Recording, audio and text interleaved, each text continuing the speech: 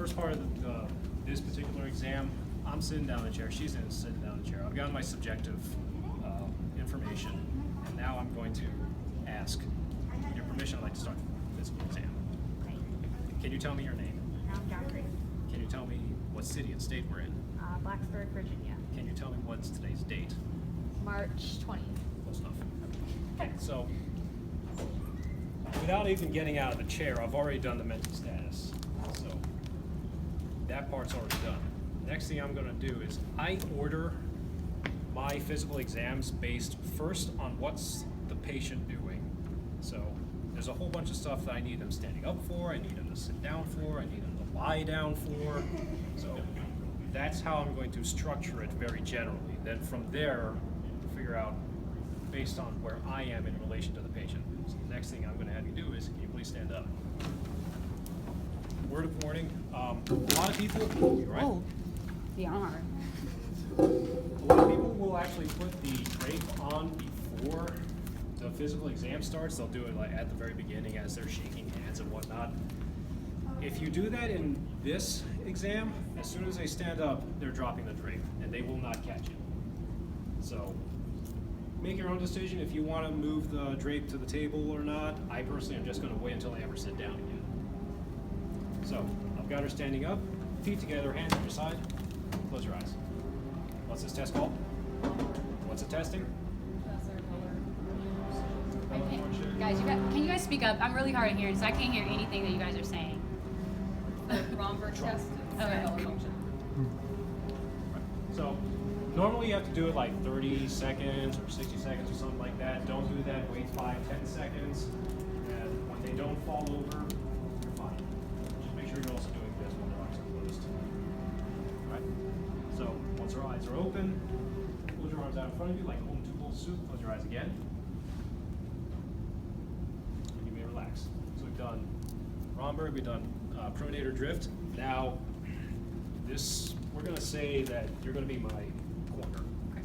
So the rooms are small, so I'm going to position myself halfway between her and the corner. So what I want you to do is walk towards me normally. I'm going to check her gait. Once she gets to me, walk the rest of the way to the corner up on your tiptoes. Good. Turn around, come back to me up on your heels. Now walk with me the rest of the way to the table, heel toe it like this. All right, you can have a seat. So we've done all the stuff that I need to do with standing. At this point, I'm going to go over to the table. You're going to have all the tools you need: a otoscope, a thalamuscope. There'll be a wooden tongue depressor that you can snap in half. It may already be snapped in half. You'll need the reflex hammer. You'll need the what do you call it? Viper tuning fork. That's what's called. Get all that stuff. Put it in the pockets of your white coat. You can leave it on the table and go back and forth if you want, but that just seems like so much work. Incidentally, when you're actually practicing this thing, wear your white coat for that reason. Get all that stuff, and as I'm picking that up, I'm taking a look at her vital signs. This is when I'm going to talk to her. You know, your blood pressure looks good today. We don't need to worry about any changes to your medications at this time, but your pulse is a little bit high. We can recheck that here, and I've gotten the drape, and I'm draping her. And I'm just going to check her pulses, and then I can say it's slowed down now. So now I'm going to move into, for me, cranial nerve 7. So I'm going to have you make a whole bunch of funny faces at me. All right, just do as I do. Squeeze your eyes real tight. Open up real big. Smile, show me your teeth. Puff out your cheeks. Don't let me push them in. Open your mouth. I'm going to pull out my otoscope. Say ah. Ah. Good. Stick your tongue out. Wave side to side. Good. Relax. Now I've still got the otoscope in my hand, so I'm going to go ahead and go into the swing flashlight test. Which I'm not turning on my flashlight right now because it's 250 lumens. I don't want a blinder. So I'm still working this particular part out as to which is the next thing I want to do. Sometimes I'll actually go into follow my finger with your eyes. What I'm currently doing is CN5, so I'm going to touch here. Do you feel it? Yep. Even on both sides? Yeah. And here, and here. Yep. Even both sides throughout. Push your face in my hand. Other way. your shoulders. Good. And check for lymph nodes. Swallow for me. Good. That's basically the entirety of the HE&T portion of the exam. With your right index finger, touch my finger. Now touch your nose. My finger. Nose. Finger. Nose. Good. Other side. Finger. Nose. Finger. Nose. Finger. Nose. You've played this game before. Now follow my finger with your eyes. Don't move your head. So I go right from one thing that has my finger up, right to another thing that has my finger up. Check accommodation. All right.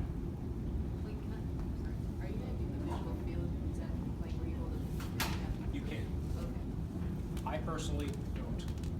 Unless they actually say I have vision problems, then I'm going to do this whole thing. But for a general neuro exam, you don't really need to worry about it. There's a lot of stuff that I skip because A, I don't have a whole lot of time, and B, it's not really a part of it.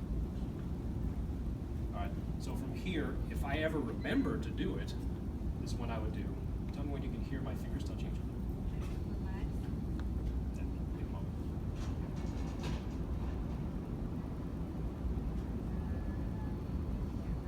Both sides, same time. Good. All right, so we've basically gone through all of her cranial nerves. We've done her vision.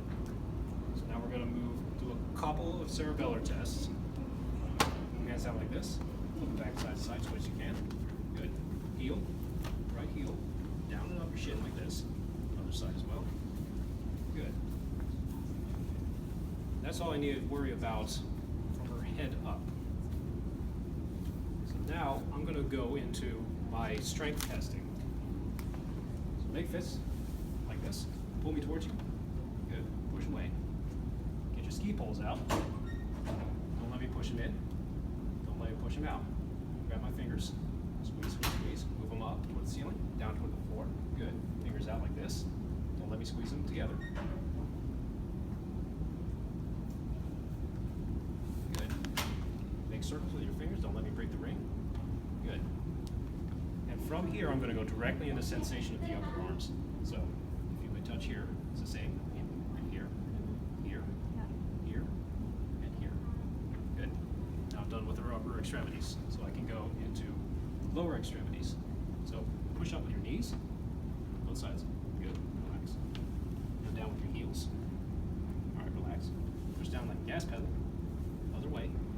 Push out. Pull towards. Relax. You feel me touch here, and here, and here.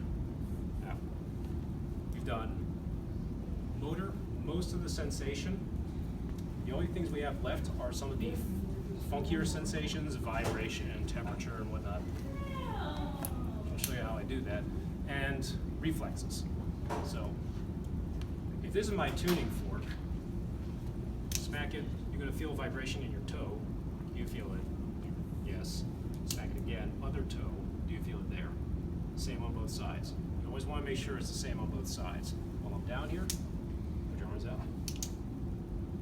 Feel it. And you feel it. It says hot or cold. Cold. Hot or cold. Cold. Hot or cold. Hot or cold. Cold. So you don't really have a hot, so just kind of go with it as best as you can. Use your tuning fork for your cold and just go right into it. You don't really have to introduce. I'm going to ask you if this is hot or cold. You don't really have to do that. What about pain? Sharp dull is next. Oh, okay. You're not really going to inflict actual pain on them, but this is the best you got. So after that, you're going to pull out your broken, whatever the heck it is, toothpick or tongue depressor. You're going to check, this is sharp and this is dull. So is this sharp or dull? Sharp. Sharp, pick one, doesn't matter. Sharp or dull. Yeah. And you're going to check upper extremities as well. So do you just have to do it in one place, the lower extremity and upper extremity, or should you do multiple?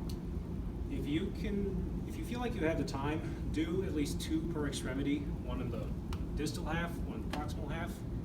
If you absolutely are running out of time, just go ahead and do distal half. Right? So then we're going to get into reflexes, which is usually what I do last while they're sitting down. I don't have a reflex hammer on me, so I'm gonna use this. Just relax your arm. Now there are a whole bunch of them in the upper extremity. I can tell you right now, you only really ever do two. Biceps, triceps. What's the most important thing to remember if you're going to be doing testing reflexes? Be relaxed. Keep them relaxed and on both sides and Oh, like how to knock it, like how to. don't stand in front of them. Don't let them kick you.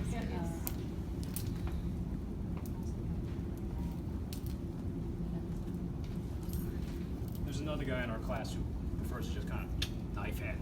You know, if you really want to be that cruel.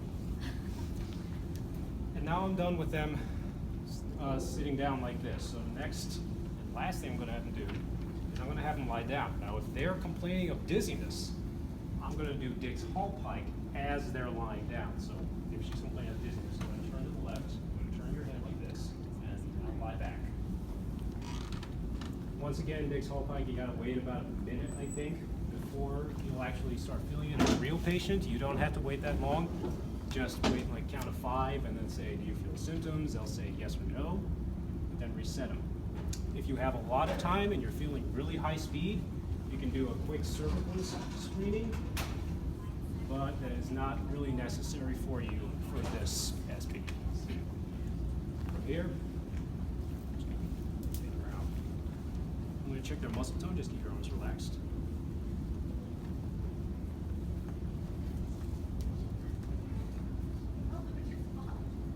I'm going to do this. What's this called? Straight leg raise. Straight leg raise, but there is an actual test relating to neuro that it actually Oh, does. Kernig. Kernig's test. What does that check for?